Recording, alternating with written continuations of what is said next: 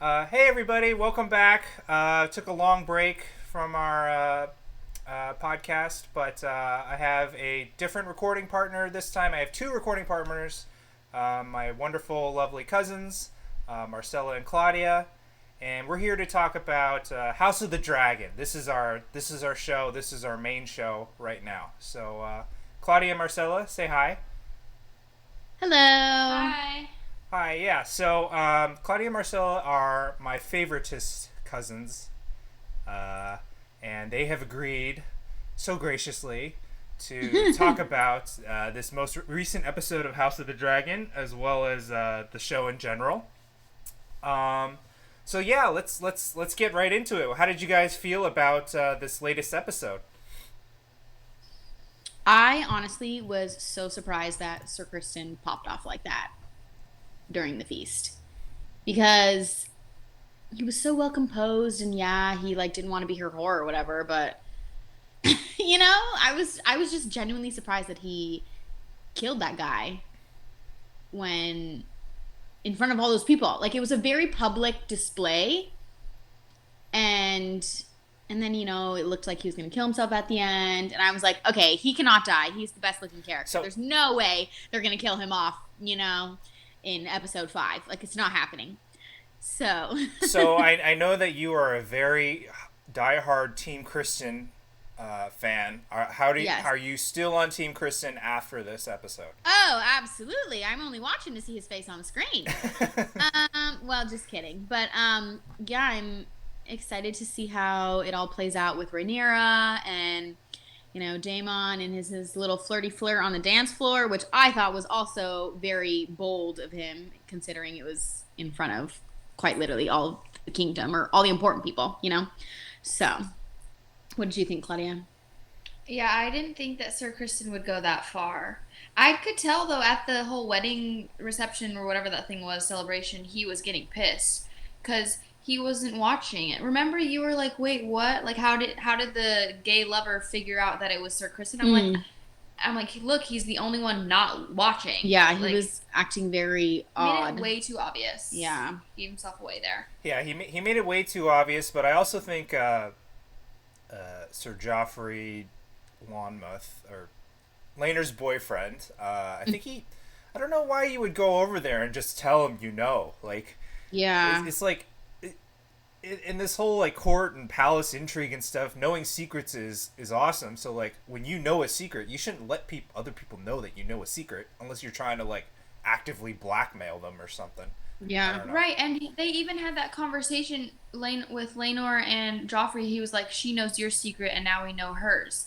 It's like, so then why would you go and tell the guy? Like, just keep that to Yeah, keep it yourself. to yourself and like use it Use when that to your it's advantage if you need to, type of yeah, thing. but Yep. unfortunately he used it to his disadvantage because now he's beaten Yep. to a pulp on the floor. And he also like he didn't know that they had just had a falling out too, right? Like he had just Hmm. assumed that they were still in the midst of their affair or whatever. But oh, that's what you get for gossiping, I guess. You know. Yeah.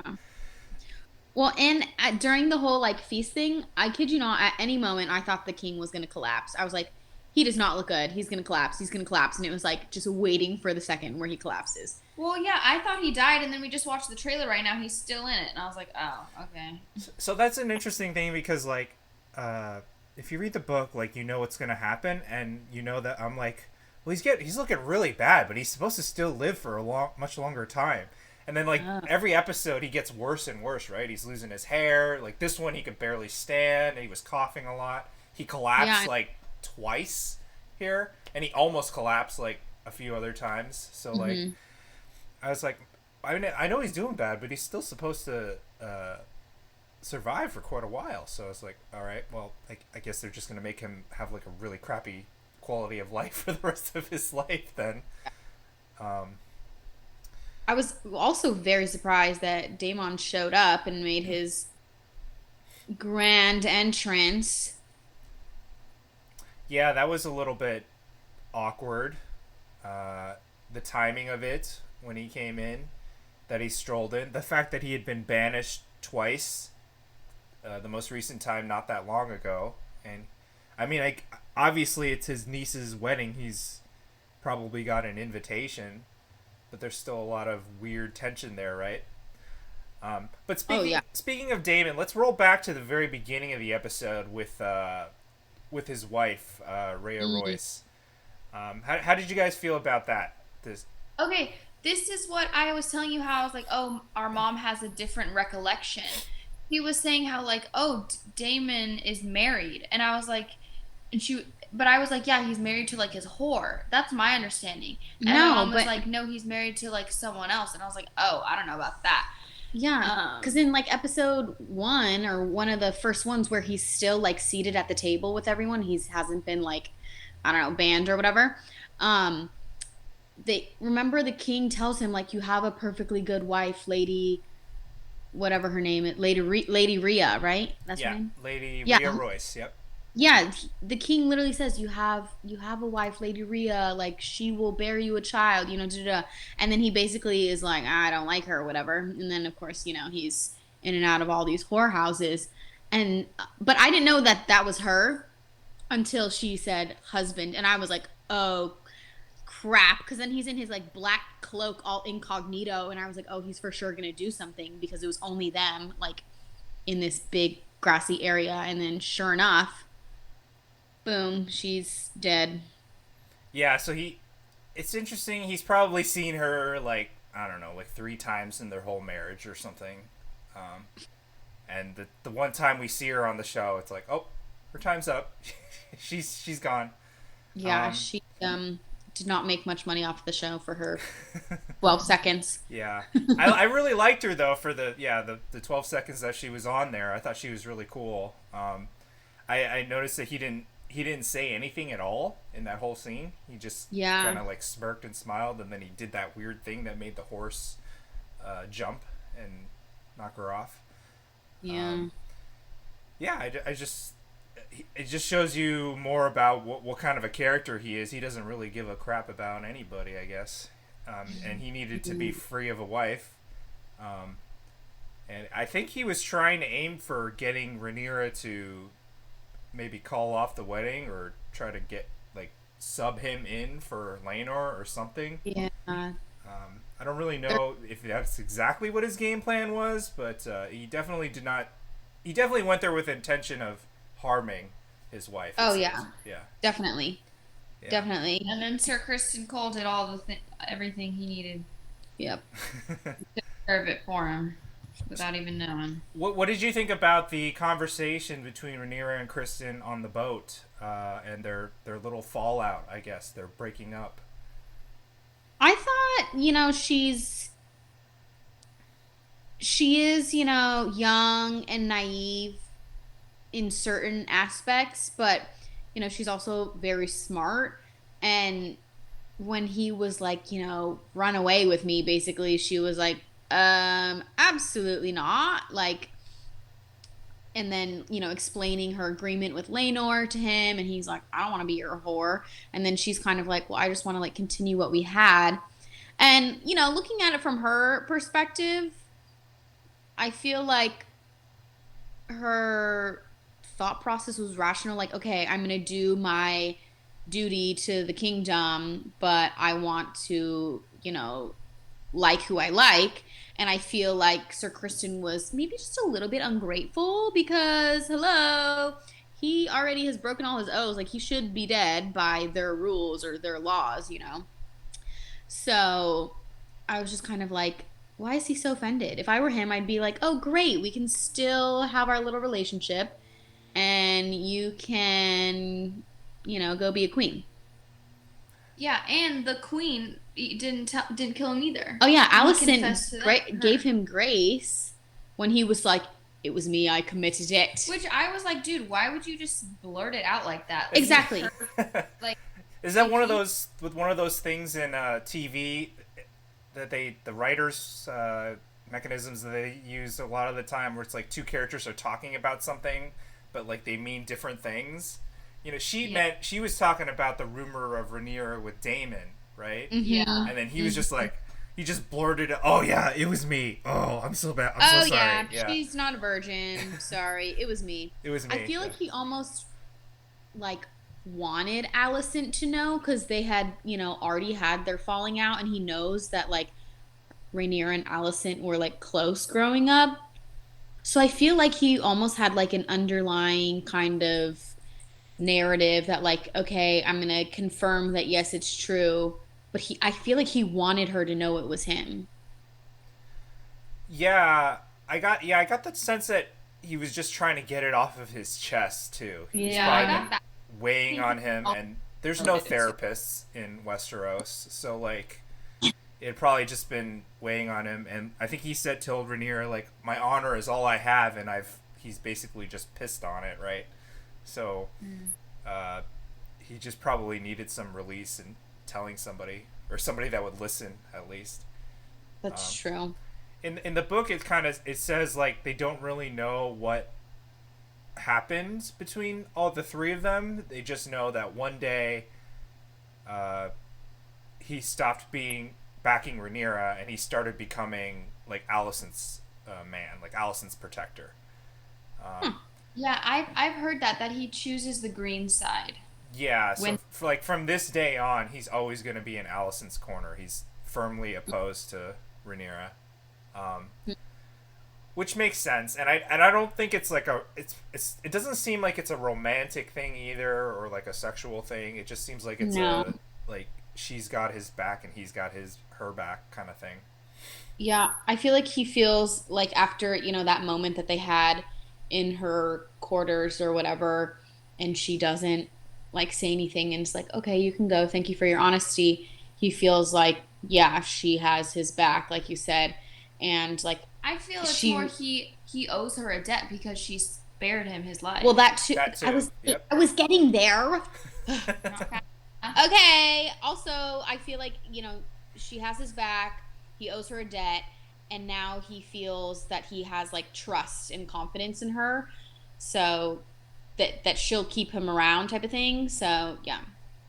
Yeah, definitely. Agree. Um, what would you do in Rhaenyra's marriage situation at this point? Would you do as she did? Would you still try to marry Laenor? Would you go ahead with this proposal that she gave him? Their little deal. How do you think she handled that?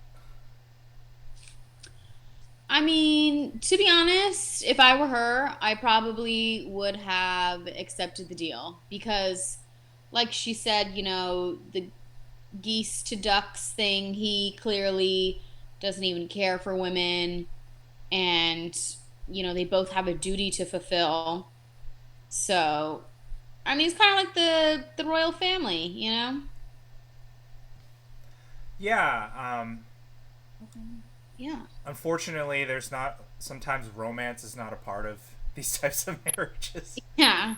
So I feel like their arrangement is valid, At of least course. before the feast, before what happened Right. at the feast. It was probably Right. the Right. best possible scenario at the time. Hmm. Yeah. Yeah, I was excited for them to be married and then have the people they actually like.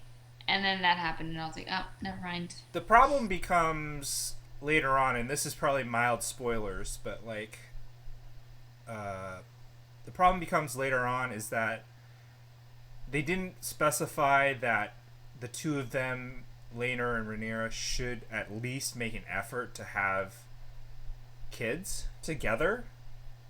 Um, if you have somebody else's kids the parentage is in question, then it kind of leads to more conflict. Kind of like in the original show where Cersei's kids weren't really Robert's kids; they were Jaime's kids. And that so when if that information gets out, people wouldn't accept that. People don't like that, and that leads to war and conflict and stuff. Like imagine if Prince William or if Kate Middle geez, what's her name now? Meghan The Markle? Princess of Wales, Kate Middleton.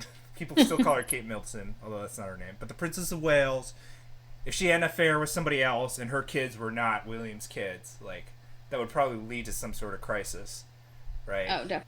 So like the fact that, and you can see in the preview for next episode, you see Rhaenyra's kids, Mm-hmm. There's 3 of them, and they all have brown hair, and neither she nor Laenor have brown hair. So it might lead to some issues down the line. Yeah, why don't they have white hair? It's just Sir the Harwin Strong, bro. That's what I'm trying to tell you without telling you. wait, so they're Sir Harwin Strong's kids? I think so. Hmm. I guess we'll find out. I guess we'll find out. um, what did you think of Alicent's entrance into the party? Very dramatic. Very. Someone, I don't know if it was said in the show or if I read it, that green is like the color of war in her house or something. So that's why she was wearing green.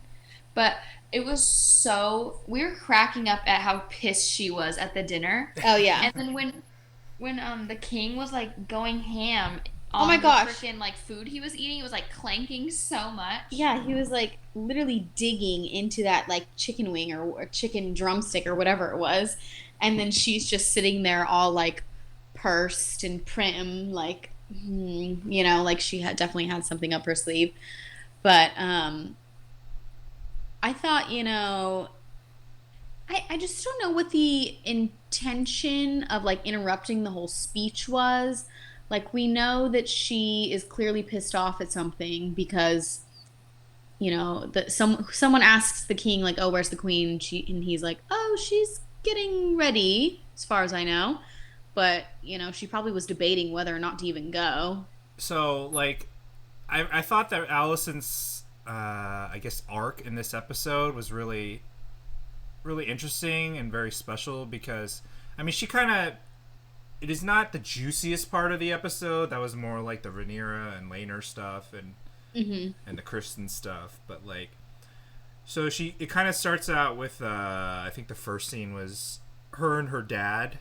Her dad is getting kicked out, right? He got fired. Yeah. So he's kind of telling her to like, he's not going to be there to tell her what to do. He's not going to be there to guide her. So he's going to be like, what are you going to do when I'm not here? Like, are you going to step up or are you just going to like wither away or just be passive? And I think he's kind of telling her like she needs to start becoming a player in the game, like the Game of Thrones, because up till now she's not really playing the game. She's just doing what her dad tells her. Yeah. Her dad is a player. Daemon's a player. The king is kind of a player, but he sucks at it. It's like some other people are players, but like so like and I felt like especially after the Kristen thing, the confession to her, you could see she gets pissed because she knows that Rhaenyra lied to her about the thing. Although technically Rhaenyra didn't lie because the question she asked her was, did she sleep with Daemon or did Daemon and you, I forget the exact wording, but she was asking about Daemon. And so Rhaenyra didn't technically have to lie. She said, no, I swear, nothing happened between me and Daemon. Except that they kissed. But, like, so, like, she was lying, but not lying, but still kind of lying. I don't know. Yeah. She wasn't telling the whole truth there. Yeah. So, from that point on, she kind of, okay, she's done with her, right? They're done. They're not friends anymore. They're frenemies. They're stepmother, stepdaughter frenemies.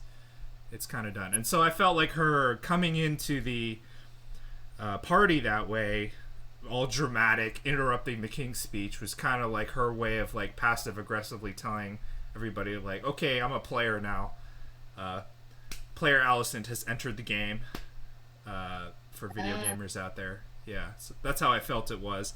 And then they had a little tiny scene where she goes and talks to her uncle, her dad's brother.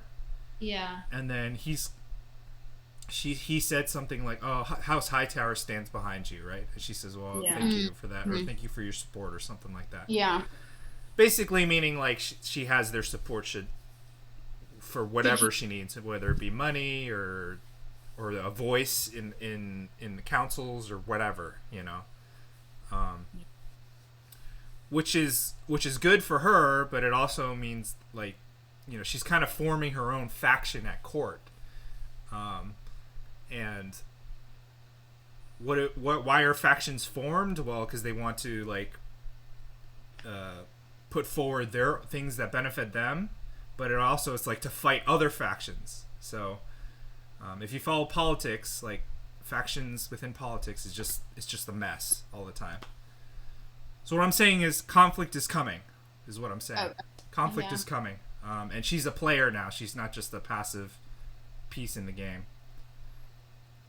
Yeah, I feel like this episode, kind of like what you said, highlighted who the players are and who is becoming a player. Yeah. On that note, also, like, one of the interesting things I thought was the Laris Strong, the guy with the club foot, how he's kind of like making himself or inserting himself into the game too. Yeah. So, and that was not in, I don't remember that being in the books. Maybe I'm forgetting it, but I just thought it was interesting. So maybe he's got a little more to play in the rest of this show. And I also felt like when he was like sneering and talking to Allison, I was like, man, this guy feels all creepy, like Littlefinger or something. He's like super creepy. He reminds me of Littlefinger. He like knows everybody's business. Yeah. Yeah. He's like the fly on the wall. Yeah. So, did you guys have anything else you wanted to talk about this episode? Did you have any other questions? Was there anything specifically? No, I don't have any questions. Yeah, I don't think I have any idea. Well, how do you feel about the series as a whole? Since we didn't talk about all the other episodes, how are you liking it so far? Who's your favorite character? Well, obviously, my favorite character is Sir Kristen, simply because he is the best one to look at. However, I do like Rhaenyra's character, because I feel like, from episode 1 till now, I feel like she's really, like, grown into herself and, become a smart young woman and understands her role. So kind of like seeing her grow into that has been really cool. Someone actually asked me the other day, like, is the show what you expected? And I was like, I mean, I had neither high nor low expectations. And I knew it was going to be good regardless. So I feel like, I've enjoyed every episode so far. What about you, Claudia? What was the question? Your favorite character? Oh, I think Rhaenyra, but I think she still has a lot more room to grow. Oh, because definitely. in the last episode, she was telling Daemon, "Okay, then marry me right here, take me away, blah blah blah." Yeah. And it's like, okay, girl, you just broke up with your side chick or side hoe, then you're getting married to this other guy, and now you're telling another guy to marry you. Like, I think the only time she showed maturity was when she turned down Sir Kristen's like, Let's run away. let's run away. And maybe when she agreed to marry Laenor, but like I don't know if she really had a choice for that.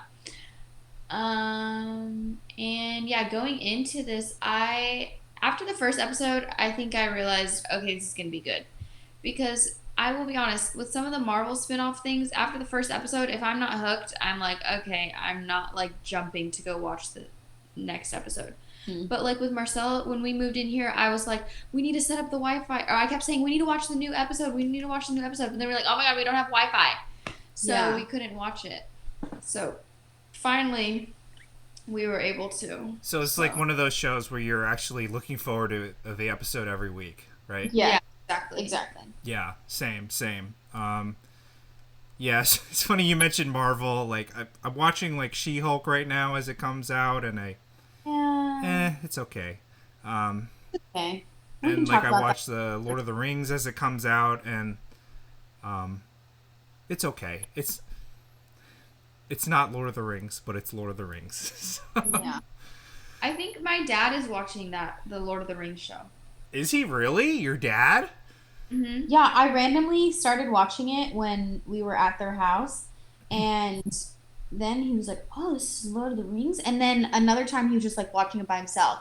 So I think he's kind of into it now, but yeah, I tried to get into it, the first episode, and I was like, it's okay. Yeah, I've never been into Lord of the Rings, and I don't think I could get into it now. Well, I could talk about that show for like hours.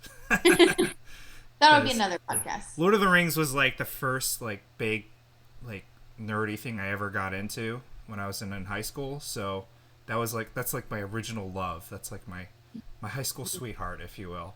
And they've just like, I'm excited because there are a few moments in the show that are really, really cool, but then I'm also very upset because they kind of like changed a lot of the lore and things that are not true, you know? So, yeah. A very bittersweet, very love-hate relationship with that show. But yeah, on House of the Dragon, I think going back to what you guys were saying about Rhaenyra, I think there was that, I don't know if it was the episode last week or the week before, but I was really surprised at how immature she was with all of the lords that were coming to try to propose to her. Or Yeah. be suitors. Yeah, she was definitely being like a brat during that. And I was kind of like, that's when I was kind of like, she's not fit to be a queen now. Or like, that's when I was kind of like, okay, I don't think she's fit for the role anyway, because she's not taking this seriously when, in this setting, like she's expected to marry and bear children and, follow everything that's expected of her. But yeah, she was like making fun of them to their face. And like, I know she's mad at her dad and doesn't want to do what, he's telling her to do. But I was like, okay, like it's time to grow up a little bit here, girly, if you want to be queen. Yeah, it's kind of a two-way street, I guess, like loyalty, because like if you're a lord and you're supposed to be loyal to the king and his family, like you're going to be a lot more loyal if they treat you nicely, right? Yeah, exactly. If they're rude and bratty, like you're going to be loyal, but you're going to be like, okay, whatever, I'll just do the bare minimum, right? Yeah. Whereas like if they're nice and they inspire love and loyalty, you're going to go out of your way to like, oh yeah, I support the princess 100%, right? And then there was another scene later in that episode where Daemon took her to the back streets of King's Landing, and they watched that play or whatever, and she was saying, he was telling her that the small folk, the peasants basically, their opinions matter, right? Yeah. And she was going like, yeah, whatever. Like, it's like, no, they don't. Like, so she's like basically dismissing them, where it's like, well, you're gonna need like, if support. You want to rule, it's a lot easier to do it if they love you, right? Exactly. Yeah. So I think she's got some growing up to do. Like Daenerys, she's for the people. She went and saved them all. Yeah, that's a whole nother can of worms, though. Yeah, you guys watched the preview for the next episode, right? Mm-hmm. And you notice that the younger actresses are no longer in it. So I think we're getting it's going to be like a 10-year time jump, I think. So we're not going to see them anymore. So it's just going to be the two older actresses. I think most of the actors are going to be staying the same, except for people in their generation. So like maybe Laenor and Laena will be different actors too. And yeah, but definitely the two main girls, Rhaenyra and Alicent, are going to be different. Obviously their kids are going to be different, right? Yeah. They're not going to be babies anymore. Yeah. They all seem to be of that like prime, 11 to 12 age, where they're coming into, what's it called? Where they're, considered for titles and the throne and marriage and things like that. So I think it'll be interesting, because don't they both have multiple children? So that's going to be, quite the drama, I would say.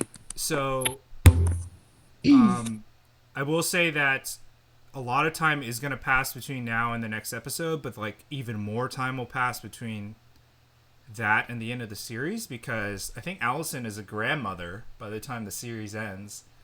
Oh. So there'll be like even another generation below that. So like, just look up your family trees, Yeah.